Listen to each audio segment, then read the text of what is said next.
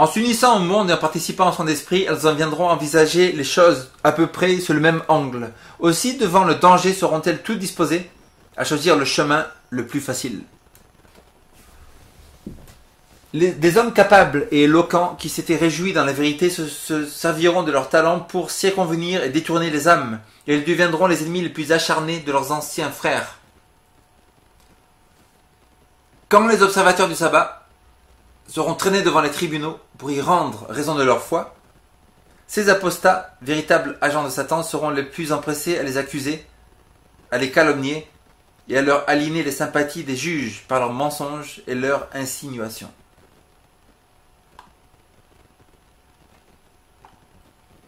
Durant cette période de persécution, la foi des serviteurs de Dieu sera soumise à une rude épreuve. Ils auront fidèlement donné l'avertissement et en s'appuyant uniquement sur Dieu et sur sa parole. Contraints de parler par l'Esprit du Seigneur, stimulés par un saint zèle et par une puissante impulsion d'en haut, ils auront fait leur devoir sans calculer les conséquences de leurs paroles. Ils n'auront songé ni à leurs intérêts temporels, ni à leur réputation, ni à leur vie. Et pourtant, l'orage de la probe et de l'opposition venant à fondre sur eux, quelques-uns seront prêts à s'écrier dans leur consternation : si nous avions prévu les conséquences de nos paroles, nous nous serons tus. Entourés de difficultés en but au plus rude assaut du diable, la mission qu'ils ont entreprise menaçant de les écraser, s'ils perdront leur enthousiasme. Mais ne pouvant retourner en arrière, ils se jetteront dans les bras du Tout-Puissant en se souvenant que leurs paroles ne venaient pas de Dieu, mais que c'est Dieu qui a mis dans leur cœur cette vérité qu'ils ne put faire autrement que de proclamer. Des épreuves semblables ont été le lot des hommes de Dieu des siècles passés. Wycliffe, Huss, Luther, Tyndale, Baxter, Wexley demandant que toute doctrine fût soumise à l'épreuve des Saintes Écritures, et se déclaraient prêts à renoncer à tout ce que la Bible condamne. La persécution s'abattit sur eux avec une rage inlassable, mais sans réussir à leur faire taire la vérité. Chaque période de l'histoire de l'Église a été marquée par quelque vérité adaptée aux besoins de l'époque.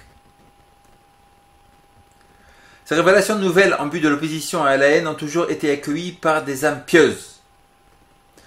Quand le Seigneur, en une heure de crise, donne une vérité spéciale pour son peuple, comment refuser de la proclamer ?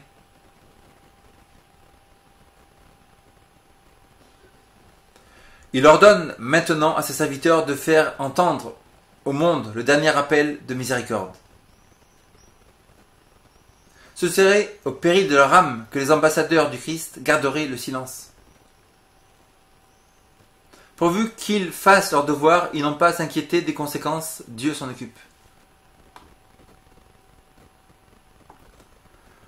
Lorsque l'opposition deviendra plus violente, les serviteurs de Dieu seront très perplexes. Ils se demanderont s'ils n'ont pas eux-mêmes précipité cette crise. Mais leur conscience et la parole de Dieu leur donneront la certitude qu'ils auront bien agi. Et ils seront fortifiés pour supporter l'épreuve.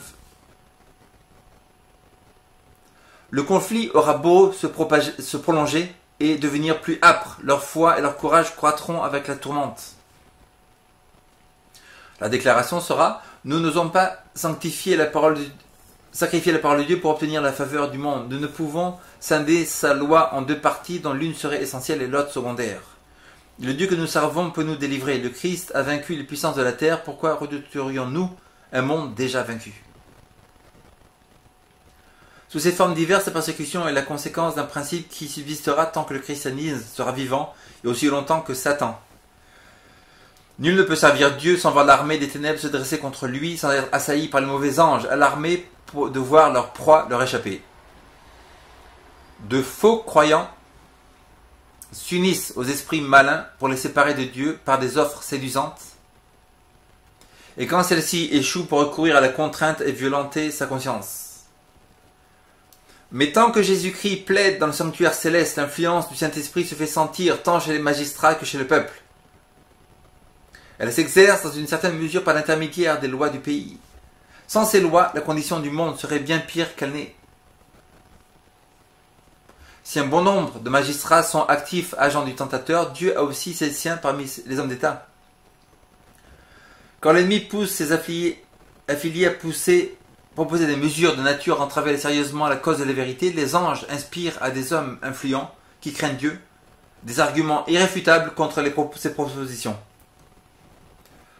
Ainsi, quelques hommes seront même à endiguer un puissant flot de rigueur et d'oppression de la part des ennemis de la vérité, flot qui eût empêché le message du troisième ange d'accomplir sa mission. L'avertissement final retentira l'attention de ces hommes haut placés. Quelques-uns l'accepteront et feront partie du peuple de Dieu au cours du temps de détresse. L'ange qui vient participer à la proclamation du troisième ange doit éclairer toute la terre de sa gloire. Cette parole annonce une œuvre universelle d'une puissance extraordinaire. Le mouvement adventiste de 1840-1844, parvenu à toutes les stations missionnaires du monde, fut une glorieuse manifestation de la puissance de Dieu. On assista alors dans certains pays au plus grand réveil religieux qu'on ait vu depuis la Réforme au XVIe siècle. Mais il sera surpassé par le puissant réveil que suscitera l'avertissement final du troisième ange. Il se produira en ce temps-là un mouvement analogue à celui que la Pentecôte figure par la pluie de la première saison. Répandue lors de l'effusion du Saint-Esprit au début de la proclamation de l'Évangile, ce sera la pluie de l'arrière-saison, qui viendra faire mûrir la moisson. Cherchons à connaître l'Éternel, sa venue est aussi certaine que celle de l'aurore. Il viendra pour nous comme la pluie du printemps qui arrose la terre. Osée 6.3. Et vous, enfants de Sion, soyez dans l'allégresse et réjouissez-vous en l'Éternel votre Dieu, car il vous donnera la pluie en son temps. Il vous enverra la pluie de la première et de l'arrière-saison comme autrefois.